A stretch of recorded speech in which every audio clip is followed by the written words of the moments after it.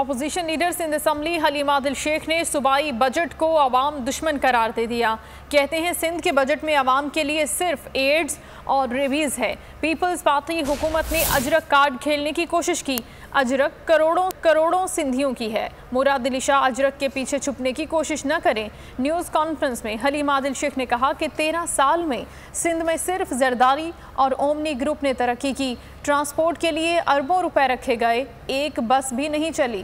اس budget کی چوری کو اس ہماری اجرک کے پیچھے چھپانا چاہ رہے ہیں۔ اس کے اندر بھی اس بجٹ بک کے اندر وہی 13 سالہ کی کرپشنوں کی داستانیں ہیں۔ دفعہ پھر انہوں نے اجرک کارڈ کھیلنے کی کوشش کی ہے، انہوں نے سندھ کارڈ کھیلنے کی کوشش کی ہے، جبکہ اس بجٹ بک کے اندر سندھ کے غریب عوام کے لیے کچھ نہیں ہے۔ صرف باتیں ہیں، کہانیاں ہیں، اسٹوریاں ہیں، موت ہے، ایڈز ہے، ریبیز ہے، سڑکوں، ٹرانسپورٹ، آبپاشی، زراعت، اس کے اوپر 161 ارب خرچ کیے انہوں نے پچھلے 13 سال میں، اور ماشاءاللہ ایک بس انہوں نے نہیں دی۔ کہ کس انداز سے بجٹ بڑھتا رہا اور سندھ پیچھے جاتا رہا۔ یہ سارے پیسے اومنی کے اکاؤنٹ میں جاتے رہے پچھلے 13 سال کے اندر۔